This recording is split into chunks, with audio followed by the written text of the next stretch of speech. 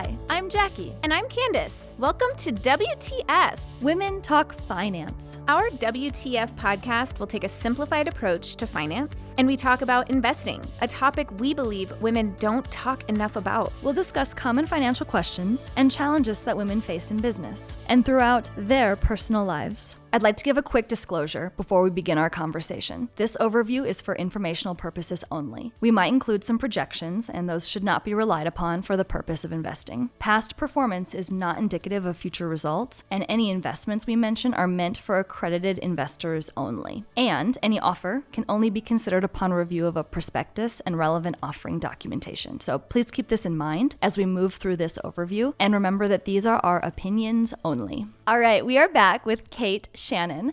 In a previous episode, we discussed all the things negotiating, courage, not leaving money on the table, or trying not to leave some money on the table, and giving listeners some tips on ways to approach that.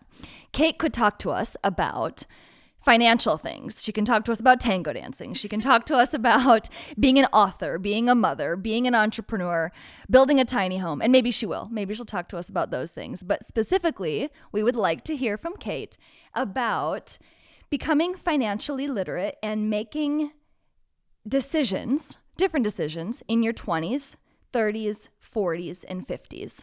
Let's start there. What can you tell us and our listeners about financial planning across those different decades? So it's a big question.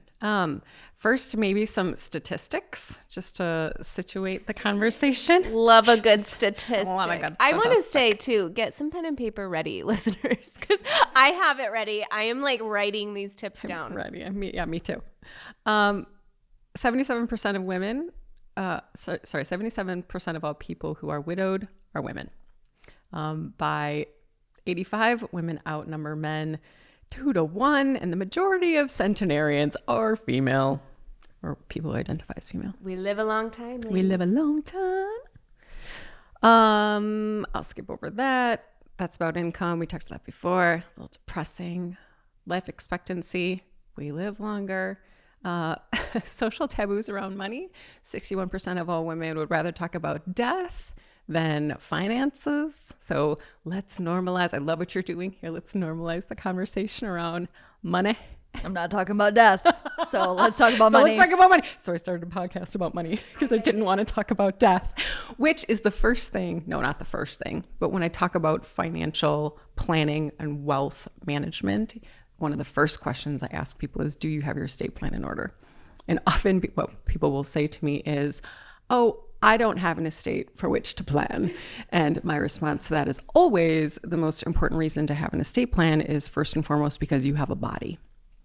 What happens to your body in the event that you become incapacitated and are not able to verbalize decision making for yourself? To whom are you going to entrust your body? And the second is, if you're incapacitated, who has access to your money in order to spend your money the way you would to protect your health? The third, maybe because you have children or other dependents, minor children, for four-legged creatures that need to go somewhere if you explode into glitter. And then the fifth is what happens to all of my worldly possessions if I explode into glitter.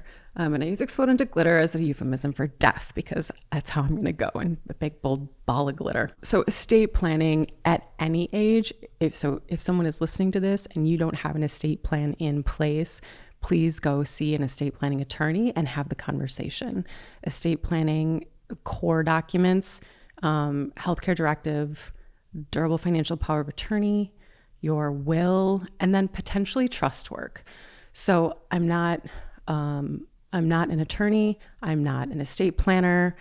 Go see somebody. But what I know is that COVID has impacted probate. Probate is the process, the legal process through which an estate gets distributed when somebody explodes into glitter. And P.S., if you don't have any of your own paperwork in place, you are automatically in probate, baby. That's where you're going. The court will make those decisions if you don't have your stuff in place. Yeah, including for children and then assets. So because probate used to be relatively inexpensive and relatively quick, it was an okay solution for a lot of people, as long as they had their healthcare directive and durable financial power of attorney for if they were still alive but incapacitated.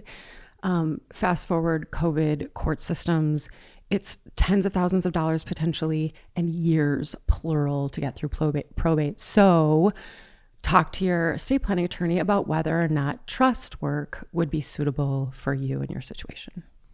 It's not an easy conversation. And my husband and I do this every year. We take a look, just make sure we're polished up, that our trust is still relevant, still how we want it to be. It's not an easy conversation. And you almost have to like put it in your calendar as something. But you touched on something really interesting. Women are outliving men. I know a lot of women at all the age groups we've discussed who've maybe in their relationship taken that back seat on the finances. It's all likelihood statistically that they will outlive their spouse. And I think we know a lot of women, I know women who have outlived their spouse and they had very little financial literacy because they took such a back seat in that relationship. So what can women do if maybe they're in that position?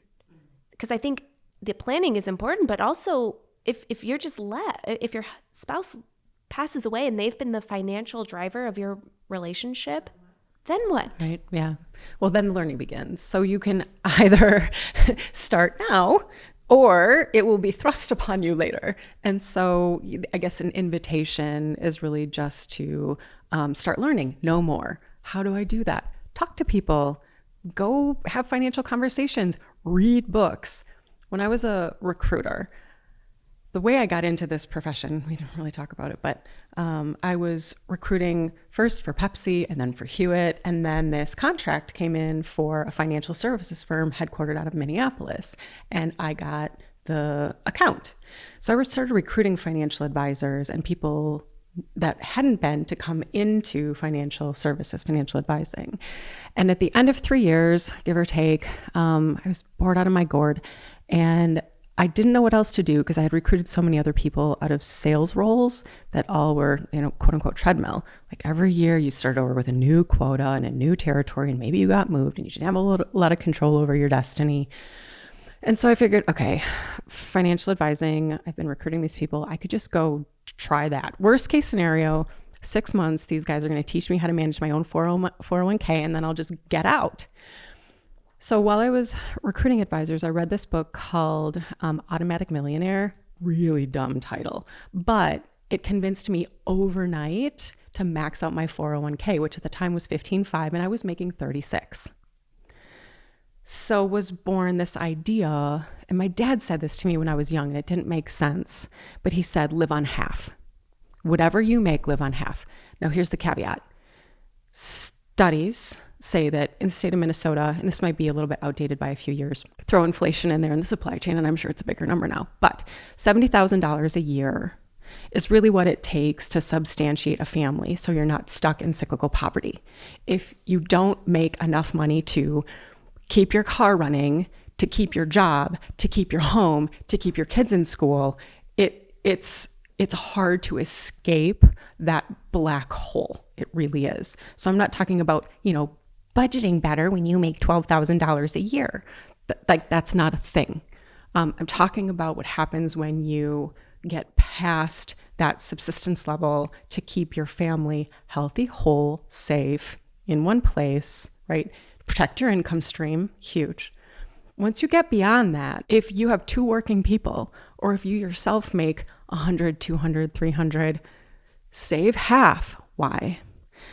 If I have, I'm just going to use easy numbers. If I have $120,000 a year income and I'm living on that 10 grand a month and I spend that whole 10 grand a month, in 30 years, I have a $10,000 a month lifestyle to uphold and no savings. It's a goose egg, right? Nothing. Big lifestyle, nothing with which to sustain it. If I instead make 10, but I can live on 5, not only do I have a $5,000 a month lifestyle, $60,000 a year, but that other half, I'm going to spend it. I'm just not going to spend it today. I'm going to spend it 30, 31, 32, 40, 80 years from now. And so if we can try to hence the conversation about the tiny house, if we can try to decouple from this social expectation that we have to have big cars, big houses, and big lives to support other people's perception of our value, and instead get really thoughtful, curious, and serious about what we really, really want, then we can make some more empowered decisions about how we're spending money. Another great book called Your Money or Your Life. Trying to, first step, figure out how much your time is actually worth. So if you're working and you make a wage, how much time do you actually work a week? It's not really 40 hours. It's 10 hours in commute pre-COVID days. And it's 2 hours a week in the therapist office because your boss is terrible. And it's, the money that you spend running clothes to the dry cleaner, and throw in the amount of time that you spend traveling to see clients once a month. So now all of a sudden, I don't actually work a 40-hour week. I work a 60-hour week. Okay. And if I make X number of dollars a year, don't divide that by the standard 2,000 with your 2 weeks of vacation, but instead add up money that you actually spend, car maintenance to get to and from work, right? You need your vehicle to get to work, gasoline, parking fees downtown, the therapist cost, the cost of suits to wear to the office. Okay, so now you have your wage, deduct all that stuff. So you have your real hours and your real money, and then you do the math. Well, and then I don't think the math has to be too complicated. Like when we talk about, at first, the word finance can be really big, right? Is finance, the really smart brains at the top of the big building thinking about like really complex deals? Yes. But is finance also, for our purposes, credit cards, talking about credit cards, talking about budgets, talking about a credit score and what that means? Finance is all of those things. So I think part of what you're saying, get very real and simple with it. Don't make it overly complicated. So here's to finish the thought though, because it does, I do have a point. When you do the real math, and I did this for myself once, the number was $6.10 an hour. Okay. What's minimum wage? Right, exactly. You weren't even paying yourself minimum wage? I wasn't even getting minimum wage with all the time that I was working. And at the time I was like, 100 hours a week. And the money that I was making, I would walk into a store, look at a shirt. If it costs $24, I wasn't willing to work 4 hours of my life to get that shirt. It wasn't worth it. So what I'm trying to illuminate here is the value of our time, because that's the thing we can't get back. And so just be thoughtful. Sure, if you want that house or that car, it's fine if it's worth it to you that you're going to work 2 years of your life in order to have that big thing. That's your decision. But just be connected to how much of your life you are willing to give up to have the thing. Because 4 hours on an ugly t-shirt, not me. Not me. It's funny you say that, because that's an exercise I've done since I was a kid.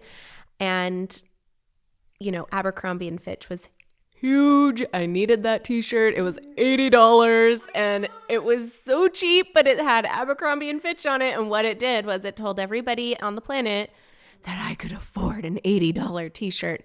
And my parents had me do that exercise of figuring out how many hours. Of course, teenage me was like, 100%. It's worth a week of my time at the end of it to get this darn shirt. But I do think that's a valuable lesson to understand, but it can work in the reverse too, because then there's other ways you can use it to add value, right? I have a house cleaner because to me, if my time is worth X, do I want to spend that on somebody who's helping me keep my house tidy? Because then I can be mom for those couple hours that I would be cleaning the house. And I just gave myself that gift back of my time because that time was value. I think too, outsourcing the stuff that I don't want to spend my time learning how to do when I think about my car this way. So I liken car mechanics in my shop to counselors, financial advisors, attorneys. Like no one's super precious to me, and everyone is super precious to me at the same time.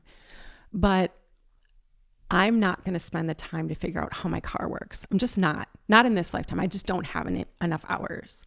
And so I need my team to be knowledgeable, kind, responsive, trustworthy, because I don't know if they're lying to me. Like I have a sense, like I'd like to think that I know, but I need them to have high integrity. So then you say, okay, well, how do you find that? Word of mouth is a good place to start. Interviewing your professional of choice is a place to start. You know the story. My daughter was blue. We needed a counselor for her. I got referrals from 4 of my friends. She and I went to meet all 4 people, and she picked one, which was the person I would have picked for her. So it worked out well. But just professionals are like shoes. Like we have to wear them, be comfortable in it, and pay the price for it. So make sure it's a good fit for you. So finding somebody to team up with to support these conversations, I think can be extremely powerful. And back to the question, what do we talk about, at different ages or in different decades of our lives? I guess the first most powerful bit, if anyone's willing to accept the invitation, is wherever you are today, get educated, get more educated. There's always more to know. And again, the invitation to read books, pick up resources, take a class, find a mentor, find an advisor. How do you find an advisor? Again, great word of mouth. Ask your friends for referrals. Who works with somebody? What do they love about them? Meet with a whole bunch of people. Figure out if it's a good fit. And then just to, I guess, share some observations from where I sit on the industry. So I came out of the University of Minnesota. I have a degree in cultural studies and comparative literature and a master's, minored in religious studies and philosophy, master's in philanthropic studies. And my mom's like, is that going to get you a job? And I was like, no, but maybe it'll get me more schooling. Went into the nonprofit sector, not a great fit for me. Good information. Went into recruiting, and then recruiting led to advising. So I come at this profession from a helping lens, an education lens, just sharing with people and supporting good decision making. I think one of the coolest things about being a great financial advisor is that we are at the intersection of meaning and purpose in life. Like Mary Oliver, tell me what it is you plan to do with your one wild and precious life. And then I am uniquely positioned, a financial advisor is uniquely positioned to help you then mobilize resources in service to that dream, whatever it is, and however it evolves through your life, because it will. And so that can be having an advocate like that, who's, like your number 2, just one step off your shoulder to encourage you along. Every day you hear about people making money by investing in IPOs and startups. But what about you? These kinds of investments are simply not available to Main Street investors. At Rowe Capital Group, we are committed to providing access to strategic, early-stage, primarily low-market correlated investment opportunities. Accredited investors go to rowecapitalgroup.com for more information. Rowe Capital Group, empowering your financial journey. Do you have any tips for women on improving their financial wellness? Yeah. So again, it's an individuated conversation, but generally, like our conversation around negotiations, breaking the taboo around money and the way that we talk about it and how much we talk about it and how we weave it into our conversations with friends, family, experts, turning longevity into an asset. So yes, we live longer, which means we have more time to do more stuff. Acknowledging financial challenges that affect women. I think it's important to put words and language around the stuff that we're up against and empower ourselves with learning and information and allies, resources. Creating and sticking to budgets to manage expenses, establish emergency funds, and save for long-term goals. And this is good for everyone at every age. The Chinese say the best time to plant a tree is 50 years ago. The second best time is today. Prepare for retirement by taking advantage of catch-up contributions, allowances in 401ks, IRAs, HSAs, all of that pre-tax money that we can save toward retirement, incorporating or dovetailing in with that conversation about trying to live on half. Ensure wealth plans account for longer life expectancy for us and higher healthcare costs, because we usually take care and then we need someone or a bucket of resources to care for ourselves. reevaluate goals at every stage of life, sort of the conversations that we've had about making sure that our intentions and our values are aligned with our resources. And then work with a trusted source or financial professional to help along the way. This conversation, I think, has had some great recurring check-ins for that are valuable for every decade, right? I mean, like, check in. Do you have the right team for where you're at? Getting like that. These are like temperature. Yeah, these are temperature checks throughout every decade of your life.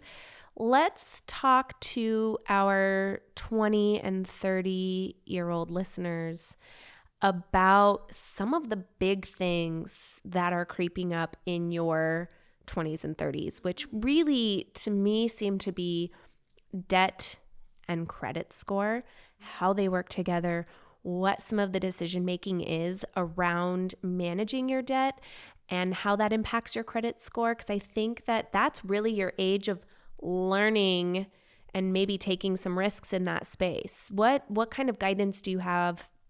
And you're not giving advice. We want to be really clear. But what kind of guidance do you have for those listeners? And this can be any age. I mean, I think we all need that reminder to check in. So I think about some of the areas of studied confidence, managing investments, paying bills, budgeting, paying off debts, and choosing insurance. And of course, managing investments is one of the areas where women in particular feel ill-equipped. Only 52% of women feel comfortable in the investment space talking about that. Whereas with paying bills or budgeting, you're into your high 80s and 90s, which is interesting to me. But to your question, okay, so I'm a burgeoning 20 or 30-year-old. Estate planning, like I said, I think is really important. Find somebody, and I'm not a fan of the idea of doing it yourself. To me, it would be like performing my own brain surgery, putting together my own legal documents. So not prepared to do my own brain surgery, not prepared to, do my own will off of some random thing I find online, because it can cause havoc. Getting good with budgeting, I think, is really important. Like I said, trying to save half if you can, and making some of those really hard decisions, like, where am I going to live? Do I need the big fancy apartment to impress my friends, or is it okay to live with mom and dad a little longer? You will know. But a framework that I use that I find helpful is that there is a moral imperative. Don't hurt yourself. Don't hurt someone else. There's a definitive right and wrong in that. But absent the moral imperative, it's trade-offs. Do you want to get married or be single? Do you want to have a kid or not? Do you want to live on the East Coast or the West Coast? Do you want to run your own business or work for somebody else? Trade-offs. And so evaluating the trade-offs, I think, is important. Do I want to continue living with my parents for a while, and what am I willing to sacrifice? Do I want to live in my big apartment, and what am I willing to sacrifice? What if I have a lot of debt? Should I pay it off? Yes. Well, the answer is always going to be it depends. It depends on your specific situation. It depends on the cost of your debt versus what else you've got going on in life. And so that's why, again, I'm sorry to be so abstract with it, but it's very personal, and the right decision for Jackie might not be the right decision for Candace, because it also has to do with how you individually feel about debt. If it's just a numerical calculation, Dave Ramsey put that book out there on Total Money Makeover and the debt snowball and getting your debts gone, and what quote unquote good debt is and what quote unquote bad debt is. And, so some good resources. But I think it's an individual conversation. And when I think about, do I pay off my student loan or my credit card? Well, if it's just that, then wherever the higher interest bearing debt is, that's what you do. And again, I pull from lots of different resources, but if you've got multiple lines of debt at various balances and interest rates, common sense, Dave Ramsey, common sense says you pay off the highest interest bearing thing first. But his whole debt snowball thing is, well, that wasn't working for you before. Otherwise, some of this would be gone. And instead, it's just accumulating. So if that's the case, then you pick off the small stuff, because the feeling of getting rid of one thing and then the next and then the next and the next can be powerful, accretive, and forward moving. Again, this is not for everybody. So it's an individual conversation and an individualized solution. I think it goes back to what you said about just educate yourself, start having the conversations. How credit scores are calculated is a trade secret, right? But credit scores matter. Why do they matter? If you want to go out and buy a car, if you want to go out and buy a house, if you want to go out and have purchasing power and you don't have bags of cash to bring with you, your credit score is a reflection of how you utilize debt and how well you use credit cards and how well you pay off that debt. It's a little number that basically says if it's a low number, maybe I need more work on being responsible with money. Maybe not. But if it's a high score, that's a pretty good indication like I've used money fairly responsibly.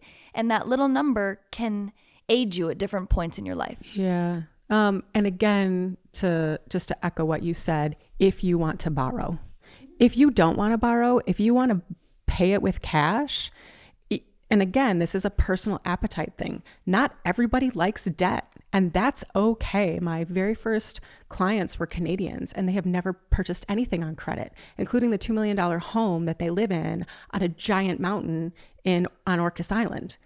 Cash, baby. I'm not in that boat.